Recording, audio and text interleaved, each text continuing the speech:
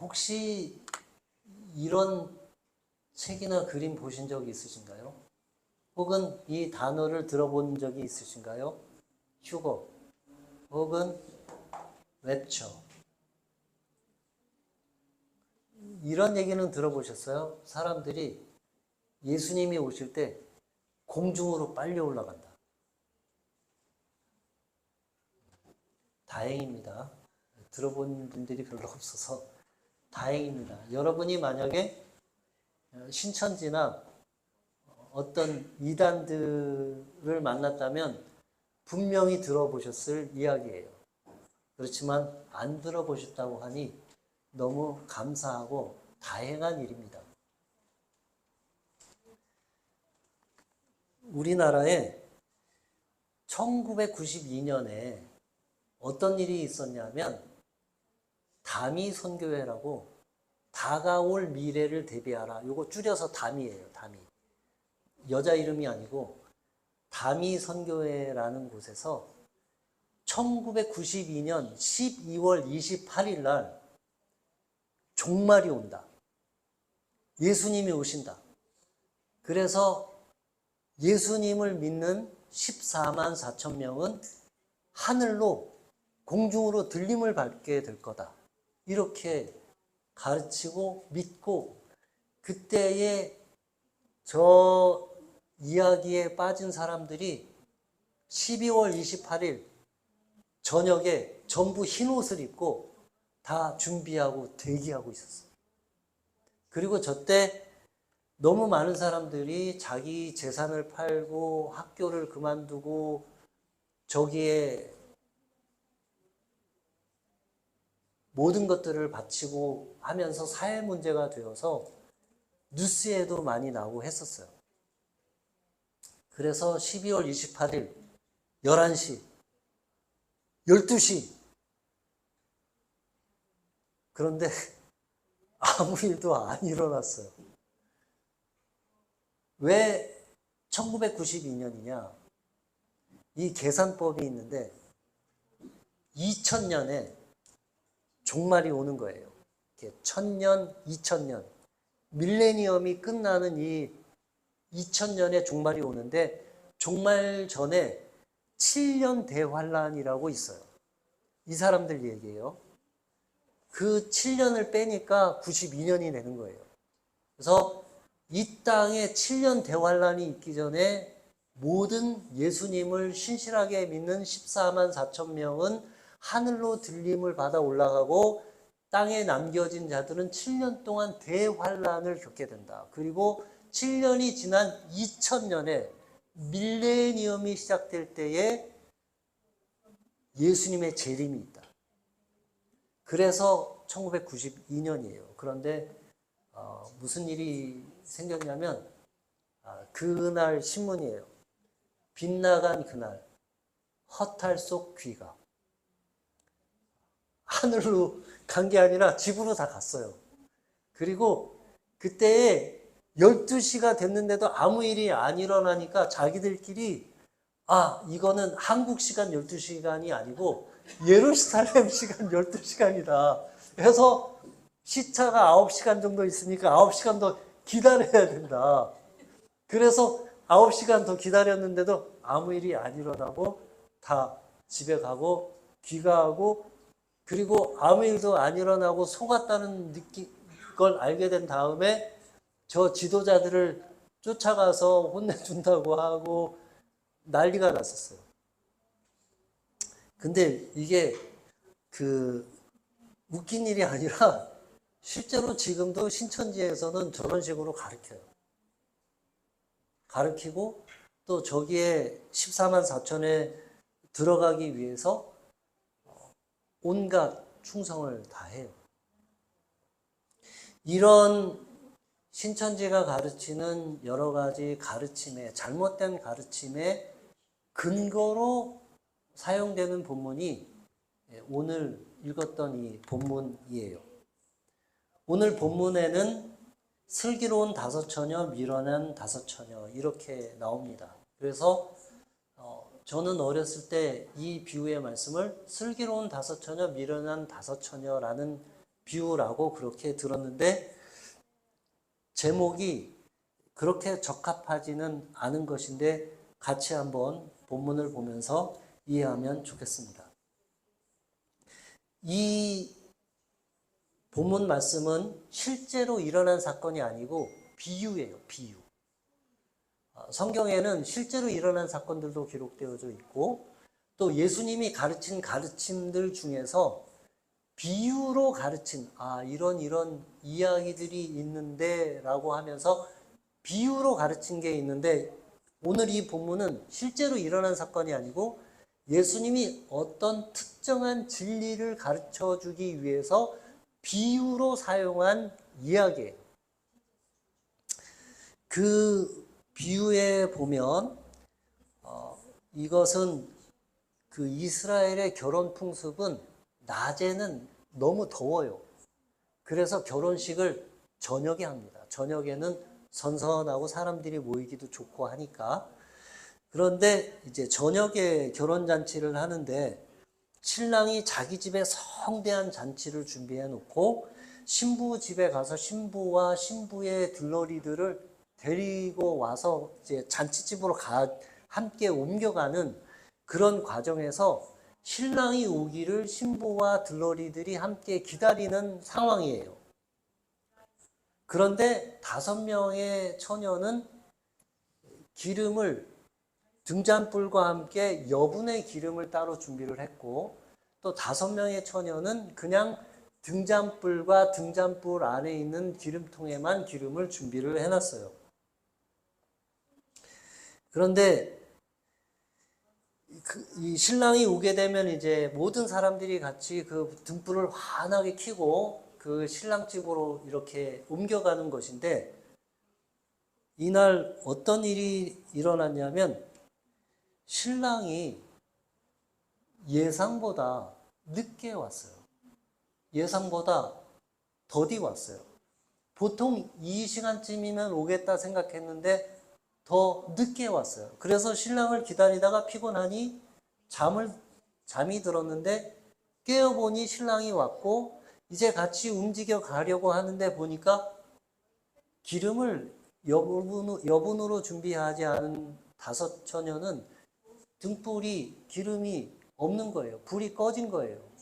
그래서 다른 5 처녀에게 기름을 빌리려고 했는데 우리 것도 모자랄 수 있으니 너희는 가서 새로 사가지고 와서 등잔불에 기름을 켜면 좋겠다. 불을 켜면 좋겠다.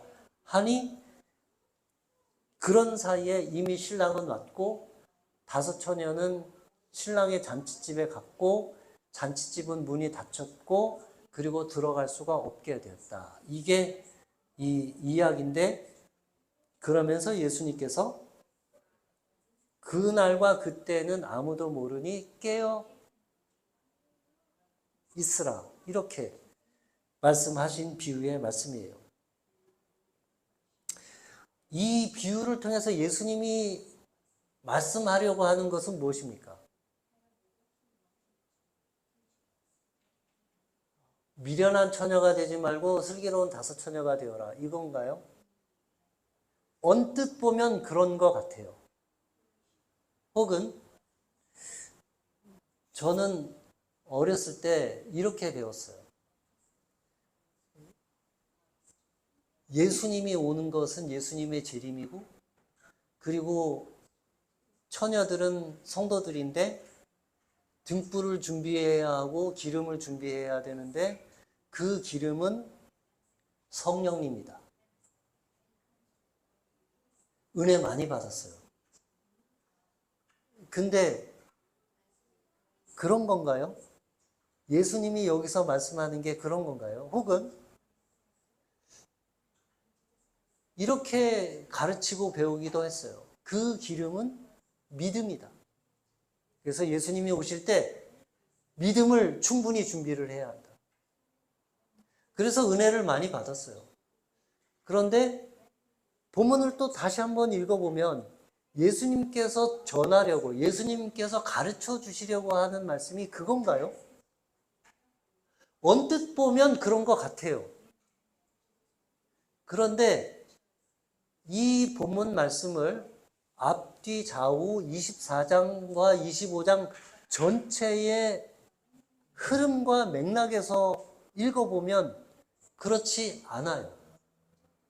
성경을 읽고 이해할 때 이렇게 딱 한 부분만 따로 떼어내서 그 부분만 가지고 어떤 것이 어떤 것을 상징한다라는 식으로 이해를 하게 되면 우리가 좀 전에 본 것 같이 이단들이 생각하는 것처럼 예수님의 오심과 재림과 우리의 구원에 대해서 잘못된 가르침과 잘못된 배움을 갖게 될 가능성이 큽니다. 그래서 오늘 이 본문 말씀의 교훈은, 그리고 제목은 사실은 슬기로운 다섯 처녀, 미련한 다섯 처녀라기보다는 신랑이 언제 올지 모르니 항상 준비하고 대비하라. 이게 본문 전체에 걸쳐서 적절한 이해이고 예수님이 가르치려고 했던 포인트예요. 신랑이 언제 올지 모르기 때문에 오늘 이런 여러 문제는 신랑이 생각보다 늦게 왔기 때문에 생긴 문제예요. 보통 일반적인 경우라면 이런 일이 생기지 않았을 거예요. 그런데 신랑이 생각보다 늦게 왔기 때문에 그들이 예상했던 타이밍과 달랐기 때문에 생긴 문제인 것이에요. 그래서 이것을 그 전체적인 구조와 맥락에서 다시 보자면 이래요. 24장과 25장에 걸쳐서 어떤 내용들이 기록되어져 있는지를 덩어리로 묶어서 보면 이렇게 되어 있어요. 24장에는 먼저 무화과 나무의 이야기를 합니다. 무화과 나무가 열매가 열리면 너희가 여름이 온 줄 알라. 이렇게 예수님이 말씀해요. 그리고 그 다음에 노아의 때와 같이 인자의 임함도 그러하다. 노아의 때는 어떤 때냐면 노아에게 하나님이 임하셔서 내가 모든 인류를 홍수로 멸할 것인데 너는 큰 배를 지어서 준비해라. 그리고 모든 짐승과 사람들을 거기에 태워라. 노아가 배를 지을 때 모든 사람들이 술 먹고 장가가고 자기들이 원하는 대로 살면서 노아를 비웃었어요. 언제까지? 홍수가 나서 그들을 휩쓸을 때까지. 그리고 노아의 가족과 짐승들은 방주에 남겨져서 구원을 받게 되었어요. 그리고 이어지는 말씀이 두 사람이 밭에서 일을 하다가 한 사람은 데려감을 당하고 한 사람은 남겨짐을 당하고 두 사람이 맷돌을 갈다가 한 사람은 데려감을 당하고 한 사람은 남겨짐을 당하고 그런 이야기가 있는데 이런 세 가지 말씀을 하면서 예수님이 그 중간중간에다가 예수님이 하고자 하시는 말씀을 하나씩 끼워 넣으셨어요. 그래서 36절에 보면 그러나 그때는 아무도 모른다. 이렇게 말씀을 끼워 넣으셨고 그리고 또 두 사람, 한 사람 구원, 한 사람은 데려감, 한 사람 남겨짐, 한 사람 데려감, 한 사람 남겨진 그 다음에 또 그러나 그때와 그 시는 아무도 모른다. 이렇게 또 거기다가 말씀을 넣어 놓으셨어요. 그리고 25장에 이 열 처녀 비유 끝에 그러나 그때와 그 시는 아무도 모른다.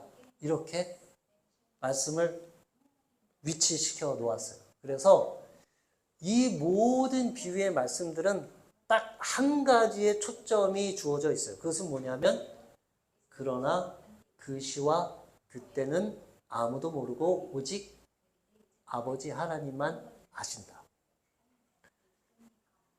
오늘 읽었던 그 열처녀 비유의 맥락은 이런 그날과 그때는 아무도 모른다라고 하는 이런 맥락 속에서 주어진 말씀이에요. 그러니까 25장의 열처녀 비유의 말씀도 이 맥락 속에서 이해하는 것이 맞는 거예요.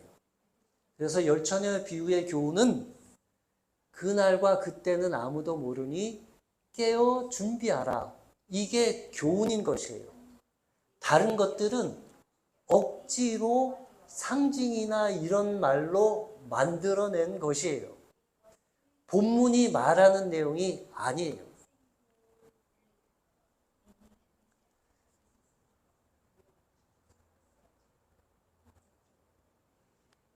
이걸 조금 더 정확하게 말씀해 주는 게 그 뒤에 나오는 비유의 말씀인데, 열처녀 비유의 말씀이 나오기 전에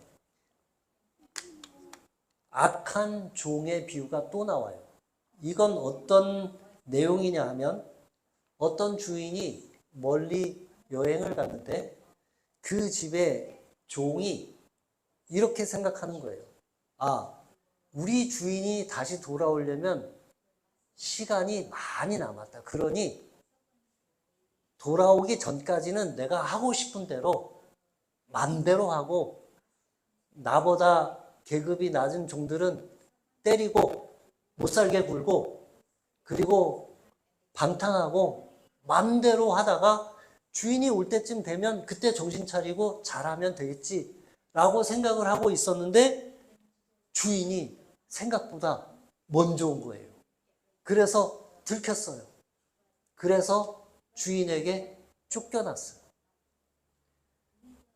그리고 이어지는 열처녀의 비유인데, 이 앞에 있는 못된 종의 경우는 문제가 뭐냐면 주인이 생각보다 일찍 온 게 문제예요. 그리고 이 열처녀의 비유는 문제가 뭐냐면 신랑이 생각보다 늦게 온 게 문제예요. 예수님이 일부러 이 두 가지 비유를 나란히 이어서 말씀을 하시면서 이 이야기를 듣는 제자들과 그때 당시 사람들의 관심은 뭐냐면, 예수님, 시간을 확 집어주세요. 재림이 언제인지, 이 세대의 종말이 언제인지를 쪽집게처럼 딱 집어주시면 우리가 그거에 맞춰서 준비하겠습니다. 그거예요. 그런데 예수님이 거기다 대고 뭐라고 얘기하냐면, 오케이, 내가 너희들을 사랑하니 다른 애들한테는 얘기해 주지 않고 너희들에게만 얘기해 주마 하면서 그날과 그 시를, 마지막 종말을 딱 찍어서 얘기해 주마 이렇게 얘기하시면 속이 후련할 텐데, 그렇게 얘기하지 않으시고 예수님이 비유로 쭉 어떤 못된 종이 있는데 생각보다 주인이 먼저 와서 큰일을 당했다. 그러면서 그 뒤에 또 다른 말씀을 하시는데, 열처녀가 있는데 이때쯤 오겠거니 생각했는데 신랑이 그것보다 더 늦게 와버려서 낭패를 당하게 되었다. 이 말씀을 듣는 사람들은 어떤 상황이 될까요? 예수님이 시간을 딱 찍어서 얘기해주면 그거에 맞춰서 딱 준비하고 할 텐데, 예수님이 이렇게 얘기하시는 거예요. 그날과 그때는 아무도 모르고, 어떤 경우에는 생각보다 예수님이 일찍 와버리고, 어떤 경우에는 생각보다 예수님이 더 늦게 와버리고, 그럴 수 있다. 그 말씀이에요. 그러니 예수님께서 계속해서 강조하시는 것이, 그런즉 깨어 있으라. 그날과 그때는 아무도 모른다. 그 말씀이에요. 그런즉 깨어 있으라. 그때는 아무도 모른다. 여기서 다시 한번 결론으로 매듭을 지어 말씀해 주고 있어요. 그 다음에 이제 오늘 본문에서 또 어려운 부분은 뭐냐면, 여기에 두 사람이 밭에서 일을 하다가 한 사람은 데려감을 당하고 한 사람을 남겨지고, 두 사람이 맷돌을 갈다가 한 사람은 데려감을 당하고 한 사람은 남겨짐을 당하는데, 이 본문을 아까 그 신천지와 이단과 휴거를 얘기하는 사람들이 휴거에 대한 근거 본문으로 이 본문을 이야기를 해요. 봐라, 성경을 봐라. 두 사람이 밭에서 일을 하다가 한 사람은 공중으로, 두 사람이 맷돌을 갈다가 한 사람은 공중으로. 휴거, 랩처하지 않느냐. 그렇게 사용하는 본문인데 그것은 한글 번역의 약간의 의미의 문제, 느낌의 문제도 있기도 하고 또 앞뒤 문맥과 상관없이 그냥 요 본문만 보면 그렇게 얘기해 주면 아, 그럴 것 같다. 이렇게 생각이 되기도 해요. 그런데 예수님께서 이 말씀을 하실 때 노아의 때와 이어서 이 말씀을 하시니까 그 노아의 때와 이어서 이 본문 말씀을 이해하는 게 맞아요. 이 본문을 보시면 제가 히브리어 원문과 영어 본문을 이렇게 나란히 놓았는데 이 헬라어 본문과 이 헬라어 본문에 이 헤란 아판타스라고 제가 첫 번에 동그라미 하이라이트 표시한 부분이 그들 모두를 휩쓸어 가다라고 하는 뜻이에요. 그 뒤에 두 사람이 일하다가 한 사람이 데려감을 당하다, 또 맷돌을 갈다가 한 사람이 데려감을 당하다, 이것과 그들이 휩쓸려 가다라고 하는 것이 연결되는 부분이에요. 그래서 여기서 데려감을 당하다는 그들이 홍수에 휩쓸려 멸망당하다. 그들이 둘이 밭에서 일을 하다가 홍수에 휩쓸려 멸망당한 것 같이 데려감을 당했다.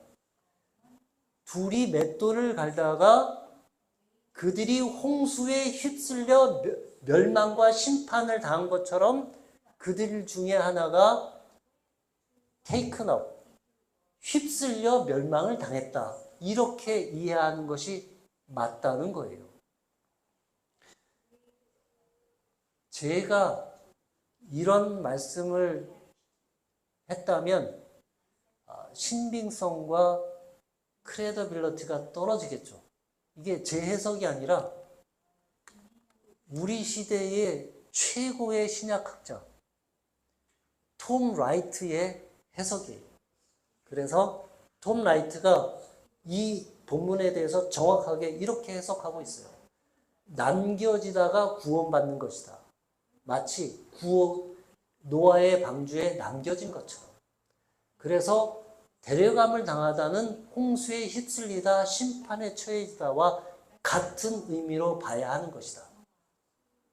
신천지나 다른 이단에서 해석하는 것과 정반대예요. 그들은 일하다가 공중으로 들려지다는 것이 구원이라고 이해를 하는데 그게 아니라 오히려 그게 심판에 처해지는 것이고 남겨지는 게 구원을 받는 거예요. 이 본문에 의하면. 그래서 톰 라이트이 이렇게 얘기합니다. It should be noted that being taken in this context means being taken in judgment. 데려감을 당하는 것이 judgment에 처해지는 거예요. 마치 홍수에 휩쓸려 가게 되는 것처럼.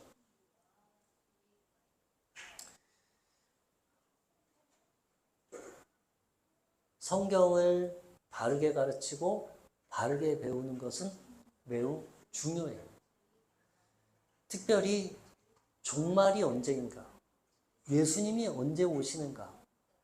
사실 이런 이야기를 하면서 사람들을 두렵게 하고 예수 믿으라고 얘기하는 것은 어떻게 보면 좋은 방법이 아니에요. 어떻게 보면 그것은 마음이 약한 사람들에 대한 공포 마케팅이에요. 지옥 갈까봐 두렵지 않느냐. 그러니 예수 믿어야 되지 않겠느냐. 이렇게 접근하는 거예요. 그런데 사랑이 많으신 예수님, 은혜가 크신 예수님 하나님이 우리에게 자유의지가 있는데 우리를 그렇게 공포에 몰아넣어서 예수님을 믿게 하려는 그런 얄팍하게 그렇게 우리에게 손을 내미시지는 않으세요. 오히려 우리에게 축복을 약속해 주시고 우리에게 생명을 약속해 주시고 우리에게 희망과 소망을 주시면서 우리 스스로 결단하여서 하나님을 발견하도록 하시지. 자, 이렇게 공포와 두려운 세계의 종말 앞에 하나님을 믿어야, 예수님을 믿어야 구원받지 않겠느냐라는 방식의 공포 마케팅을 하시지 않으셔요. 우리 하나님은 그런 분이 아니시죠. 그래서 오늘 본문에서 예수님께서 우리에게 주시려고 하는 말씀은 이런 거예요. 예측하려 들지 마라. 사실 이걸 예측하려 드는 것 자체가 사실은 얄팍한 거예요.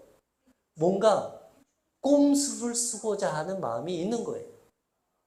두 번째는 이런 이단들의 가르침에 속지 마라.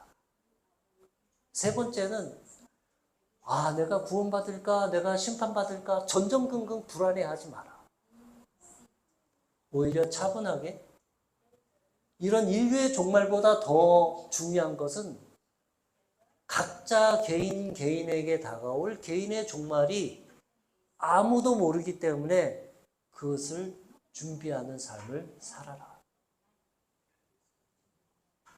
그리고 그거보다 더 중요한 것은 하나님의 나라는, 천국은 우리가 죽어서 가서 경험하는 것이 아니라 이미 내가 오늘 하루하루를 살면서 이 땅에서 하나님의 나라를 이미 경험하고 사는 것이 훨씬 더 중요하다.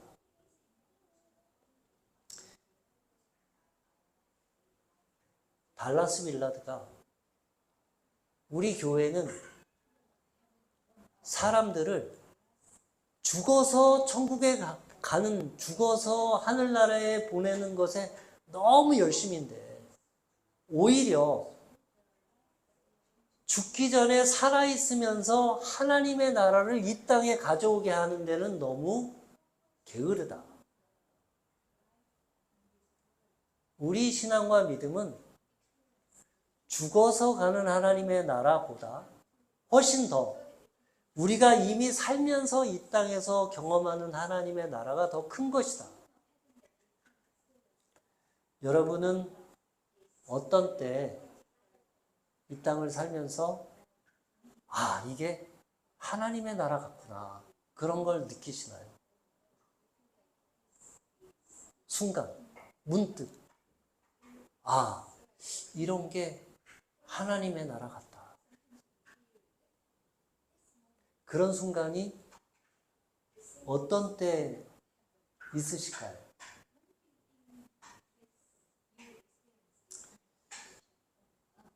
세상 사람들이 다 서로 속이고 속고 이러는데 어떤 때 정말 진실한 사람, 나를 속이지 않는 사람, 오히려 자기가 손해가 되는데도 불구하고 나를 위해서 뭔가 자기를 희생하는 사람을 만날 때, 그리고 그런 사람의 따뜻한 눈빛을 경험할 때 우리는 이게 하나님의 나라 아닐까? 왜냐하면 하나님 나라에서는 사람과 사람의 관계가 그러할 것 같으니까. 혹은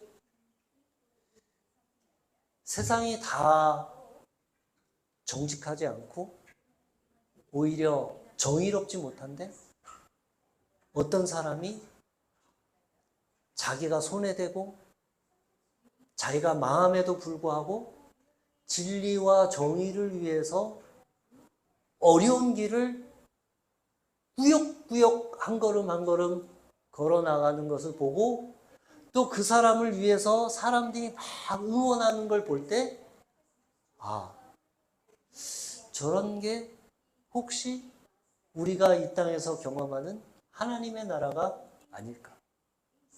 혹은 같이 믿음의 형제 자매들이 특별히 어떤 사람이 너무 정신적으로 힘들어하고 괴로워할 때 그 옆에 있어주고 시간을 같이 보내주면서 다른 사람들이 다 당신을 떠나도 나는 당신 옆에서 당신을 응원할 거예요.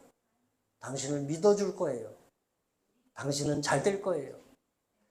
다른 모든 사람들이 당신이 하는 일이 바보 같다고 얘기하지만 아니에요. 나는 당신의 마음속에 있는 큰 진리를 향한 에너지를 느껴요. 이렇게 격려해 줄 때. 우리는 그럴 때 하나님의 나라와 예수님이 이 사람과 나 사이에 지금 함께 있구나.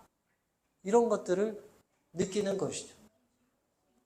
우리는 종말이 예수님이 어떻게 오는가, 언제 오는가에 관심하기보다는 오히려 예수님이 언제 오든지 상관없이 현재 우리의 현실 속에서 그때그때 문득문득 하나님이 살아계신 것을 느끼는 혹은 나도 모르게 가슴이 뿌듯하게 뜨거워져 오는 것들을 느끼는 그런 것이 훨씬 더 우리의 삶과 신앙의 중요한 부분이다. 그것을 오늘 예수님께서 우리에게 또 여러분에게 말씀해 주고 있습니다. 기도하겠습니다.